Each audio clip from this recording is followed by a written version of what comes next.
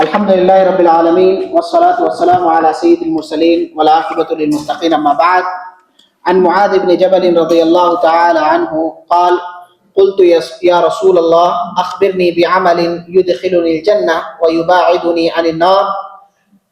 وفي الحديث جاء ثم قال: ألا أخبرك برأس الأمر وعموده وذروة سنامه؟ قلت: بلى يا رسول الله. قال: رأس الأمر الإسلام وعموده الصلاة وذروة سنامه الجهاد في سبيل الله. ثم قال: ألا أخبرك بملاك ذلك كله؟ قلت: بلى يا رسول الله. فأخذ بلسانه وقال: كف عليك هذا إلى آخر الحديث. محترم سامعین، آپ کے سامنے معاذ بن جبل رضی اللہ تعالیٰ عنہ کی ایک اہم حدیث، جس میں وہ اللہ کے رسول صلی اللہ علیہ وسلم سے سوال کرتے ہیں کہ ہمیں کچھ ایسے اعمال بتائیے جس سے کہ میں جنت میں داخل ہو جاؤں اور جہنم سے دور ہو جاؤں. تو آپ صلی اللہ علیہ وسلم نے دین کے، اسلام کے بنیادی 5 ارکان کے بارے میں بتایا. پھر اس کے بعد آپ نے کہا کہ کچھ خیر کے ابواب نہ بتاؤں، خیر والے کام، نیکی والے کام نہ بتاؤں. تو آپ صلی اللہ علیہ وسلم نے روزہ، صدقہ اور قیام اللیل کے بارے میں بتایا. پھر اس کے بعد آپ صلی اللہ علیہ وسلم نے پوچھا: کیا میں تمہیں اخبرک براس الامر، کہ تمام معاملات کا جو اصل ہے اس کے بارے میں نہ بتاؤں، وعمودی، اور اس کے ستون کے بارے میں، اور اس کی چوٹی کے بارے میں.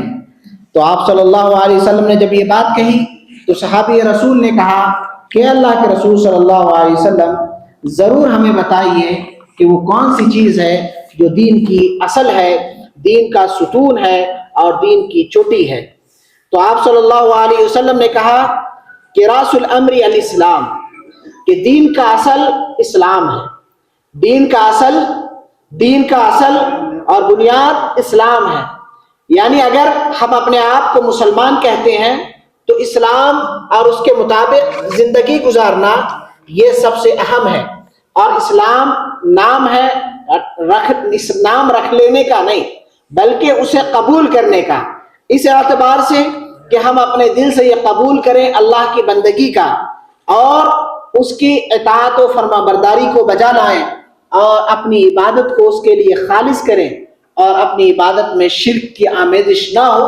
یہ اصل اسلام ہے کہ اپنے آپ کو اللہ کے لیے سرنڈر کر دینا، اپنے آپ کو اللہ کے حوالے کر دینا. یہ نام ہے اصل راس الامر الاسلام. تو یہاں امر جو کہا گیا کہ اصل امر سے مراد یہاں دین ہے، دین اسلام ہے. اس لیے ایک حدیث میں آتا ہے کہ من احدث فی امرنا هذا ما ليس منه فهو رد، کہ جو شخص میرے دین میں، تو امر سے مراد یہاں دین اسلام ہے. تو سب سے اصل جو ہے دین کی وہ اسلام ہے. اور دوسری چیز بیان کی کہ وعمودہ الصلاۃ، کہ اس دین کا جو ستون ہے وہ نماز ہے. نماز کو دین کا ستون قرار دیا کہ جیسے ایک بلڈنگ ہے، اس کے کو قائم رکھنے کے لیے چاروں طرف سے اس کے لیے ستون چاہیے. اگر ستون سے وہ خالی ہے تو چھت گر جائے گی. تو اسلام جو اہم ہے، دین کا اصل ہے، اگر ہم نماز نہیں پڑھیں گے تو گویا ہم نے دین کو ڈھا دیا. اس لیے اللہ کے رسول صلی اللہ علیہ وسلم نے شہادتین کے اقرار کے بعد، اسلام کے بعد جو ایک مسلمان پر سب سے پہلا فریضہ واجب ہوتا ہے وہ نماز ہے. تو حدیث سے بھی اس کی اہمیت کا اندازہ ہوتا ہے، اور کہا گیا وعمودہ الصلاۃ، کہ دین کے لیے جو ستون کا کام ہے، اسلام کے لیے جو ستون کا کام کرتی ہے وہ نماز ہے. لہذا آپ قرآن مجید کا، اسی طرح احادیث کا کثرت سے اگر مطالعہ کریں گے تو بہت ساری جگہوں پر بہت سارے دلائل اس بات پر دلالت کرتے ہیں کہ اسلام اور کفر کے درمیان فرق کرنے والی چیز نماز ہے. اور جنتی کہ جنت میں جانے کے بعد جہنمی سے جب پوچھا جائے گا کہ جہنم میں کیوں گئے، تو جہنم میں جانے کے جو اسباب بیان کیے جائیں گے تو اس میں سے ایک بڑا سبب لم نکو من المصلین، کہ ہم نمازی نہیں تھے۔ تو اگر کوئی آدمی نماز کو چھوڑ دیتا ہے، نماز نہیں پڑھتا، تو گویا وہ دین کے ستون کو اٹھا دیا اس نے، اور جب ستون ہی باقی نہیں رہا تو گھر کا چھت بھی باقی نہیں رہے گا۔ اس طرح اس انسان کا ایمان بھی اور اسلام بھی باقی نہیں رہے گا۔ لہذا نماز ایک اہم حصہ ہے ایک مسلمان کے لیے، ایک مسلمان کے ایمان پر قائم رہنے کے لیے۔ اور تیسری چیز بتائی گئی وَذَرْوَةُ سِنَامِهِ الجہاد، کہ اس کی چوٹی، سب سے اعلیٰ حصہ، پہاڑ جو ہوتا ہے تو اس کا سب سے اونچا والا حصہ اس کی چوٹی ہوتی ہے۔ تو اسی طرح دین اسلام کی چوٹی کہا گیا کہ اس کا سب سے اعلیٰ درجہ جہاد فی سبیل اللہ ہے، اللہ کے راستے میں کیا ہے، جہاد کرنا ہے۔ اور جہاد یہ اسلام کی سربلندی کی ایک علامت ہے، لیکن یہ بات یاد رہے کہ جہاد یہ اسلام کے بنیادی 5 ارکان میں سے نہیں ہے، لیکن یہ اسلام کی بلندی کا ایک بہت بڑا مقام ہے۔ اسلام اس سے بلند ہوتا ہے، اور انسان کے لیے جہاد کا معنی بہت وسیع ہے۔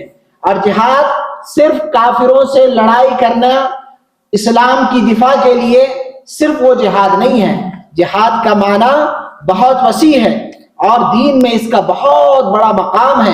لہذا انسان کو سب سے پہلے جو جہاد کرنا ہے وہ اپنے نفس سے کرنا ہے، اپنے آپ سے کرنا ہے۔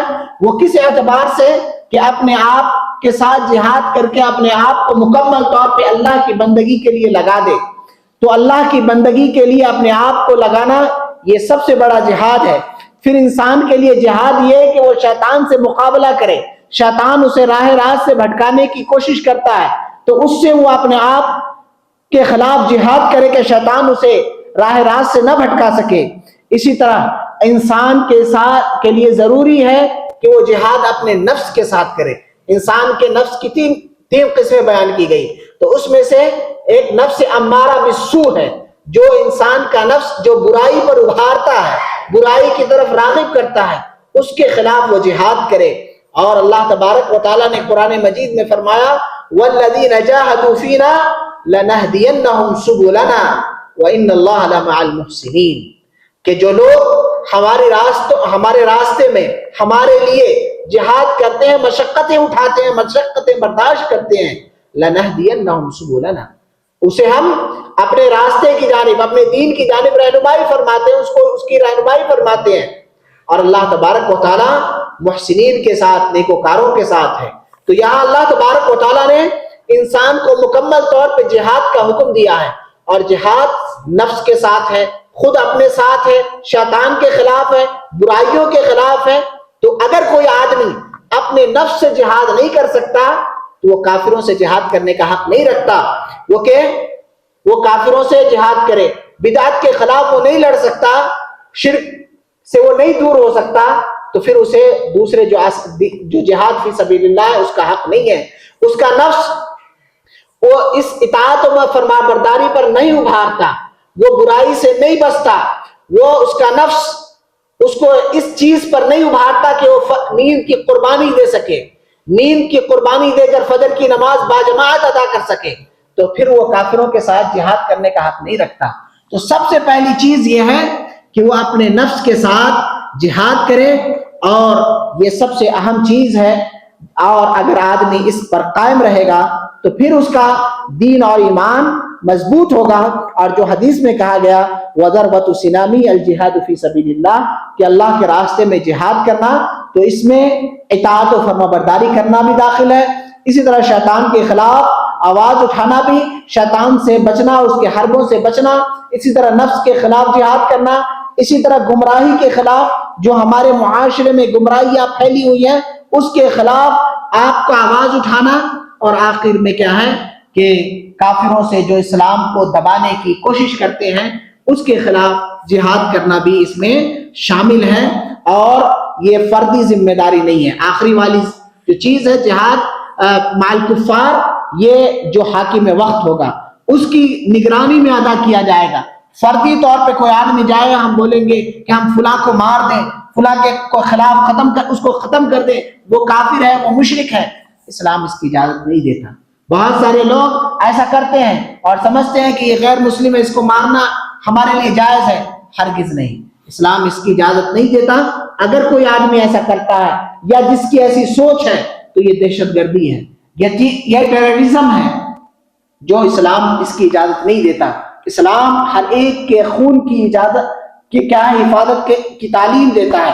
اسلام ہمیں یہ تعلیم دیتا ہے کہ بیجا پانی نہ بہایا جائے۔ عبادت کے لیے جو ہم وضو کرتے ہیں اس کے بارے میں بھی اسراف سے اسلام نے منع فرمایا ہے۔ پانی میں جب اسراف جائز نہیں ہے تو خون کے ساتھ اسراف کیسے جائز ہو سکتا ہے؟ تو اس کے بہت سارے کنڈیشن اور شرائط ہیں، اس کے بعد کیا ہے، اسلام اس کی اجازت دیتا ہے، لیکن اس کی شرائط ہے جس کا آدمی کو خیال رکھنا چاہیے۔ آدمی کو فردی طور پہ جو اس کی ذمہ داری ہے وہ کہ اپنے نفس کی اصلاح کرے، اپنے گھر کی اصلاح کرے، شیطان سے بچنے کی کوشش کرے، اطاعت و فرما برداری کرے، قال اللہ قال الرسول کے مطابق اپنی زندگی گزارے، یہ سب سے اہم چیز ہے۔ اس کے بعد اللہ کے رسول صلی اللہ علیہ وسلم نے فرمایا الا اخبرک بملاک ذلک کلہ، کہ کیا میں تمہیں ان تمام چیزوں کا خلاصہ، یعنی جو چیزیں پوری بیان کی گئی ہیں اس کا خلاصہ یا ان تمام چیزوں کا دار و مدار نہ بتا دوں؟ تو صحابی رسول نے کہا کہ بلا یا رسول اللہ، اللہ کے رسول صلی اللہ علیہ وسلم بتائیے۔ یعنی جو ساری چیزیں یہاں بیان کی گئی کہ جو جنت میں داخلہ چاہتے ہیں، جو انہوں نے سوال کیا، تو اللہ کے رسول صلی اللہ علیہ وسلم نے اسلام کے بنیادی 5 ارکان کے بارے میں بتایا، خیر کے ابواب بتائے، دین کے بارے میں، دین کی اصل، دین کا ستون اور دین کی چوٹی کے بعد بتانے کے بعد کہا ان تمام چیزوں کا خلاصہ یا ان تمام چیزوں کا دار و مدار جس چیز پہ ہے وہ نہ بتاؤں؟ تو صحابی رسول نے کہا قلت بلا یا رسول اللہ، اے اللہ کے رسول صلی اللہ علیہ وسلم ضرور بتائیے۔ آپ نے کہا، آپ نے کیا کیا؟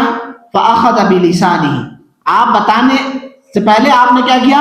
اپنے ہاتھ کو لیا اور اپنی زبان کو پکڑا اور کہا کف علیک، کہ تم اپنے اس چیز کو روک لو، زبان کی حفاظت کرو، زبان کا غلط استعمال نہ کرو، زبان پہ کنٹرول۔ اس کو پکڑ کر کہا کف علیک کہا، یعنی اس چیز کو تم کنٹرول میں رکھو، اس زبان کو کنٹرول میں رکھو۔ اس سے یہ بات سمجھ میں آئی کہ زبان کے کتنے خطرات ہیں، اور بہت ساری روایتیں ہیں۔ ان میں سے ایک اللہ کے رسول صلی اللہ علیہ وسلم کی ایک حدیث، من کان یؤمن باللہ والیوم الاخر فلیقل خیرا او لیصمت، کہ جو اللہ پر اور یوم آخرت پر ایمان رکھتا ہے اسے چاہیے کہ اچھی گفتگو کرے یا خاموش رہے۔ اور جو گفتگو ہے صرف زبان کے ساتھ نہیں، آج کے زمانے میں قلم کے ذریعے بھی ہوتا ہے۔ وہ آدمی اپنی گفتگو پیش کر رہا ہوتا ہے، جو معافی ضمیر ہے وہ زبان سے بھی ادا کیا جا سکتا ہے، قلم کے ذریعے بھی۔ آج کل دیکھتے ہیں سوشل میڈیا میں زبان کا جو استعمال ہے وہ قلم کے ذریعے، ہاتھوں کے ذریعے، ہاتھوں کی حرکتوں کے ذریعے غلط استعمال کرتے ہیں، جس سے نفرت کو پھیلانے کا ذریعہ بنتا ہے، آپسی عداوت کا سبب بنتا ہے۔ تو جو بھی چیز آپ زبان سے ادا کریں یا آپ کے ہاتھوں کی تحریر ہو، اس میں پیار و محبت کی تعلیم ہو، کوئی اچھی بات ہو، نہیں اگر اچھی بات نہیں کر سکتے، بھلائی کی بات نہیں کر سکتے، لوگوں کے ساتھ خیر کا معاملہ نہیں کر سکتے، فکف علیک، تو آپ ٹھہر جاؤ۔ آپ زبان کھولنے کی ضرورت نہیں ہے، آپ کو ہاتھ چلانے کی ضرورت نہیں ہے، آپ کو خوشبو والا کام کرنا ہے کہ پھول خوشبو پھیلاتا ہے۔ تو ایک مسلمان کو بھی چاہیے کہ ہر اعتبار سے خوشبو پھیلائے، بدبو پھیلانے کا سبب نہ بنے۔ تو زبان بہت اہم چیز ہے، یہاں تک کہ پھر جب اللہ کے رسول صلی اللہ علیہ وسلم نے کہا کہ کف علیک ھذا، کہ اس زبان کو تم کنٹرول میں رکھنا، تو صحابی رسول نے پوچھا یا نبی اللہ وَإِنَّا لَمُؤَاخِذُونَ بِمَا نَتَكَلَّمُ بِهِ، کہ جو ہم کچھ گفتگو کرتے ہیں آپس میں جو بات چیت کرتے ہیں، کیا اس پر بھی اللہ تبارک و تعالی ہمارا مواخذہ کرے گا؟ ہم تو آپس میں بات کر رہے ہیں، جو مرضی ہے بات کر رہے ہیں۔ تو یہ بات یاد رکھ لیجئے کہ اللہ تبارک و تعالیٰ نے قرآن مجید میں ارشاد فرمایا ما یلفظ من قول الا لدیہ رقیب عتید، کہ زبان سے جو کچھ بھی نکلتا ہے، جو بھی الفاظ نکلتے ہیں آپ کے، اللہ تبارک و تعالیٰ کے نگران اور نگہبان فرشتے اسے نوٹ کر رہے ہوتے ہیں. تو لہذا فکف علیک ھذا، کہ اس زبان کو اپنے کنٹرول میں رکھو. اور اللہ کے رسول صلی اللہ علیہ وسلم کی ایک اور حدیث ہے کہ جب اذا اصبح ابن آدم، کہ جب ابن آدم صبح کرتا ہے، جب صبح ہوتی ہے تو انسان کے پورے جسم زبان سے مخاطب ہوتا ہے اور اسے کہتا ہے اتق اللہ فینا، کہ اللہ کے لیے ہمارا خیال رکھنا، اللہ کے لیے تم ڈرتے رہنا.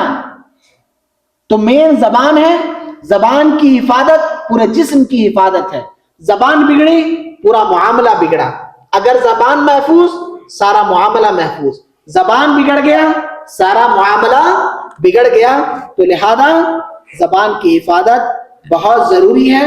زبان سے اچھی بات ہی کہیں، قل خیرا او لیصمت، اچھی گفتگو کریں ورنہ خاموش رہیں. اور جب صحابی نے پوچھا کہ زبان سے جو کچھ نکلتا ہے کیا اس پر اللہ تبارک و تعالی ہمیں پکڑ کرے گا، تو اللہ کے رسول صلی اللہ علیہ وسلم نے کہا کہ جو شخص جہنم میں جائے گا علی مناخرہم، اور ایک دوسری روایت میں علی وجوہہم الا حصائد السنتہم، کہ جہنم میں جو جانے کا جو سبب ہوگا، جو آدمی جہنم میں ڈھکیلا جائے گا، منہ کے بل چہرے کے بل جو انہیں ڈھکیل دیا جائے گا جہنم میں، کہا الا حصائد السنتہم، یہ ان کے اپنے زبان کی کھیتی کا ہوگا، زبان سے جو اس نے کمایا ہوگا، زبان کا جو استعمال کیا ہوگا، اس کا نتیجہ ہی ہوگا کہ اس کے سبب اسے جہنم میں ڈھکیل دیا جائے. تو زبان کا استعمال بہت اہم ہے. لہذا زبان سے اچھی گفتگو کریں، بھلائی کی گفتگو کریں، اللہ کا ذکر کریں، نیکی کے کام کریں اور خیر کے کام کریں، لوگوں کے ساتھ بھلائی کا معاملہ کریں. اس کا جو غلط استعمال ہے، زبان کا غلط استعمال، گالی گلوچ، چغلی، غیبت، ایک دوسرے کے خلاف برائیاں، ان تمام چیزوں سے انسان کو بچنا چاہیے. تو یہ اہم تعلیمات اس حدیث میں بیان کیے گئے، جس کا دار و مدار یہ تھا کہ آدمی اگر جنت چاہتا ہے تو اسے اسلام کے بنیادی 5 ارکان کو اپنانا ہے. پھر اس کے بعد جو نوافل ہیں، صدقہ و خیرات ہے، اسی طرح رات کی نمازیں ہیں، اور اسی طرح نماز کا خصوصاً اہتمام ہے. یہ تمام چیزوں کا آدمی اگر خیال رکھے گا تو وہ جنت میں جائے گا. اگر ان تمام چیزوں کو پامال کر دے گا، غلط راستوں پر چلے گا، تو اس کے لیے پھر کیا ہے، ہلاکت ہے. اللہ سے دعا ہے کہ اللہ تبارک و تعالی ہمیں کتاب و سنت کا پابند بنائے، نیک کام کرنے کی توفیق عنایت فرمائے. اللہ ہمیں ہر قسم کی برائی سے، معصیت سے محفوظ رکھے. اقول قولی ھذا استغفر اللہ لی ولکم ولسائر المسلمین من کل ذنب فاستغفروہ انہ هو الغفور الرحیم.